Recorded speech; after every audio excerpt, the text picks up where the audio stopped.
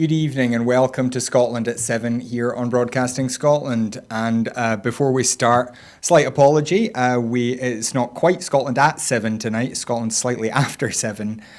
We've had some gremlins in the system today, somewhere between here and Councillor Graham Campbell's place. So unfortunately, the councillor is not going to be able to join us today. We are going to reschedule as soon as we can. But unfortunately, it's just not been possible to make it happen tonight. So thanks to Graham for trying to make the time. And as I say, we will reschedule that as soon as possible. So tonight we just have a quick news bulletin for you. And we start, as we always do, with our coronavirus statistics update. And as of 2 p.m. today, a total of 836,310 people in Scotland have been tested through NHS Scotland labs and UK Government regional testing centres.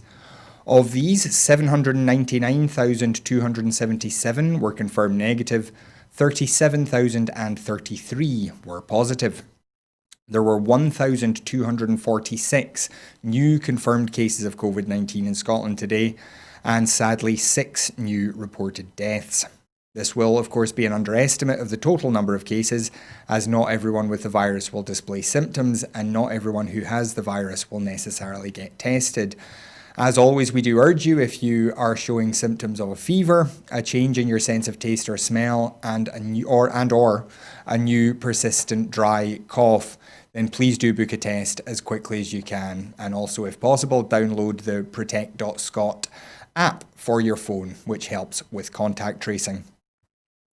Of the people who have tested positive, there were 397 people in hospital last night, 33 of whom were in intensive care. The number of patients in Scotland who have died from complications caused by the coronavirus infection now stands at 2,544. This number only includes those who died in hospital having received a positive test for the virus. The latest UK daily figures available show that 42,679 patients who tested positive for COVID-19 have sadly died from their illness, an increase of 87 since yesterday. This number refers to deaths in all settings, not just those in hospitals. The SNP has said that independence is the only way to protect Scotland's place in Europe, as the Labour Party has ruled out a return to the EU. At an event run by Labour List, senior Labour frontbench spokesperson Rachel Reeves MP confirmed, "Under a Labour government, we will have a close relationship with the EU, but we won't be back in the EU."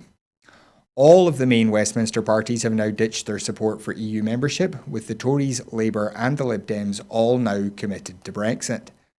Polling has shown a sustained majority for independence in Scotland and a consistent majority for protecting Scotland's EU membership. A panel-based poll in August found support for independence at 55%. The EU's chief negotiator, Michel Barnier, wants a few more concessions from the UK before entering the last intense phase of negotiations on a trade deal, an EU diplomat said today, as the October 15th deadline looms. The two chief negotiators, Barnier and the UK's David Frost, say they are inching towards a deal, though they have underscored that important gaps remain on fishing, level playing field issues and governance. Both sides reportedly have detailed no-deal plans. Barnier, who left London today just 12 hours after arriving, wants a few more concessions from the UK before entering the so-called tunnel, the final stretch of highly secretive make-or-break negotiations. Chancellor Rishi Sunak today announced additional support for workers and businesses affected by coronavirus-related shutdowns. For the next 6 months, the government will pay up to 2/3 of each employee's salary, with a cap of £2,100 if they work for companies forced to close temporarily. Responding to early reports about the new scheme, Drew Hendry MP said any financial support for regions in England must also be available for Scotland on the basis of need as well as Barnett consequentials, including localised access to full furlough support.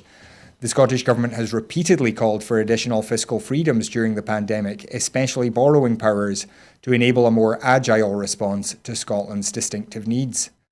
SNP Shadow Chancellor Alison Thewlis MP commented, Any measures brought forward to help jobs and businesses is welcome, but it's clear that the partial furlough measures announced by the Chancellor for areas affected by further restrictions don't go far enough to addressing the impending mass job losses as a result of Tory cuts to national financial schemes in just a matter of weeks.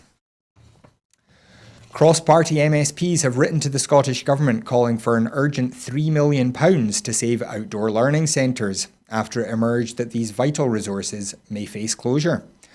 Scottish outdoor education centres have entered crisis talks with administrators due to the impact of coronavirus and have told MSPs they urgently require £3 million to avoid multiple closures and job losses.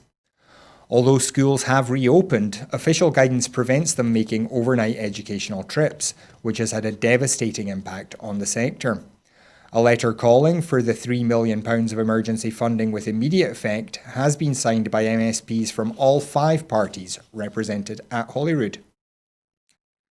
The Scottish Greens have written to the Scottish Government calling for teachers who are vulnerable to COVID-19 to be allowed to work remotely. The call comes after it emerged that teachers who have underlying health conditions or were previously shielding have been forced to either return to their classrooms or take sick leave, resulting in a loss of income. US President Donald Trump was reportedly preparing today to return to the campaign trail with 2 potential rallies this weekend, after his COVID-19 diagnosis sidelined him for a week in a difficult campaign against Democratic nominee Joe Biden. However, questions remained about whether he was still contagious and whether his campaign, whose leadership has also been hit hard by the coronavirus, could put on the events at such short notice. Trump, who announced on October the 2nd that he had the virus and then spent 3 nights receiving treatment and oxygen in a military hospital, said late last night that he was feeling really good and aimed to campaign in Florida tomorrow and in Pennsylvania on Sunday. Climate change, the rural economy, and a sustainable recovery from the COVID-19 pandemic are among themes to be discussed in a series of online events between Scotland and other Arctic nations. The Arctic Connections seminars will feature Scottish and international speakers, including from Canada, the US, and the Nordic nations, and will discuss common issues including rural life, the challenge of low populations, new economies, and shared cultural ties. The online events, part of Scotland's ongoing Arctic policy, will aim to share valuable international lessons and experience that can be put into practice domestically. Fast-tracked funding to help local communities drive their green recovery from the coronavirus pandemic has been announced. The Community Climate Asset Fund will provide grants of up to £100,000 for projects supporting community climate action, including those that boost energy efficiency in community buildings and that enable the purchase of electric bikes and vehicles. Smaller grants of up to £10,000 will support active travel and waste reduction projects and enable community groups and schools to purchase tools and equipment for food growing projects. More than £140,000 is being made available to help fund further access improvements on Scotland's ferry networks. The 6th round of the Ferries Accessibility Fund is open for applications and looks to make improvements to existing vessels and harbours that go beyond regulatory standards set for accessibility. The awards are made on a match funding basis and applications can come from both the public and private sectors. And finally, Cairngorm will benefit from more than £20 million to make it a year-round attraction, generating significant economic benefits for the local area and for Scotland's tourism sector. Funded by the Scottish Government and Highlands and Islands Enterprise, more than £16 million of the investment will be used to support reinstatement of Scotland's only funicular railway and bring it back into service during winter 2021-22. The decision to reinstate the funicular was taken following a detailed options appraisal that also considered replacing it with alternative uplift infrastructure or removing it entirely. And so that is all the news for today. Once again, we do apologise for those of you that were looking forward to hearing from Councillor Graham Campbell. If you want, you can go back and look at the show we did with him last year talking about reparations for slavery, which is one of the most interesting shows I've ever hosted here on Broadcasting Scotland. And as I say, we will look into rescheduling that just as soon as possible. But before we go, we just have to ask, if you'd like to help support Broadcasting Scotland, then please do go to broadcastingscotland.scot/register. Sign up there as a supporter, and your £5 a month makes a huge difference to what we're able to do here at Broadcasting Scotland.